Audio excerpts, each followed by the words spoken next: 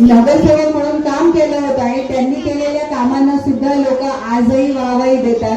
तर नक्कीच तुम्ही एक खरं करून दाखवा की मी खरंच तुमची आहे आणि आमच्या या पॅनलला भरभरून मतं निवडून द्या। 16 तारखेला जेव्हा आंबेडकर नगरची पेटी उघडेल तेव्हा मला खात्री आहे की सगळ्यात जास्त मतं आणि सगळीच मतं जर कुठे असतील तर ती तुतारीला असतील, भरभरून असतील, याचा मला विश्वास वाटतो। मला 2 शब्द बोलण्याची संधी मिळाली त्याबद्दल धन्यवाद। डॉक्टर बाबासाहेब आंबेडकरांचा हॅलो दिव्याताई गोटे यांना मी मंचावर आमंत्रित करतो की त्यांनी आपले विचार जनतेसमोर मांडावे।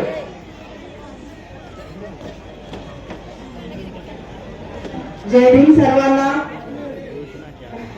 खरं तर आंबेडकर नगरमध्ये येऊन काय वेगळं बोलण्याची गरज नाही। माझ्या सासऱ्यांची ओळखच आंबेडकर नगर मधून आणि आपल्या जेपी सोसायटी मधून सुरू झालेली आहे। तसेच मी पहिले तर माझी ओळख करून देते। मी दिव्या शुभम गोटे, कुंदन गोटेची मोठी सून, बाळादादांची मोठी बहिणी आणि मी माझं शिक्षण ग्रॅज्युएशन कंप्लीट होऊन मी सध्या MBA करते। हे बऱ्याच जणांना माहिती नाहीये। तसेच माझ्या सासऱ्यांचा दैनिक लोकनायक हा जो वृत्तपत्र आहे त्याचा मॅनेजमेंट मी बाळादासोबत आणि माझ्या मित्रांसोबत बघत असते।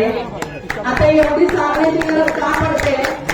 बऱ्याच जणांना असं वाटते की मी फक्त घरगुती आहे।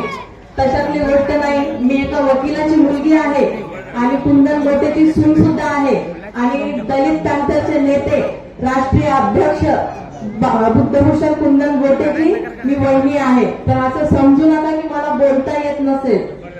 आणि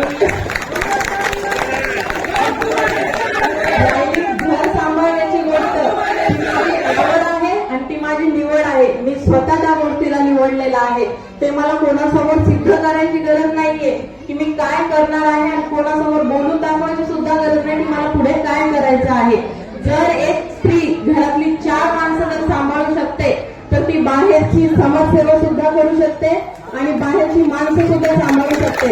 तर पुढे आजपर्यंत कुंडली गोटे परिवारावर कोणी बोट उचललेलं नाहीये, तर यापुढेही कोणी हिंमत करू नका।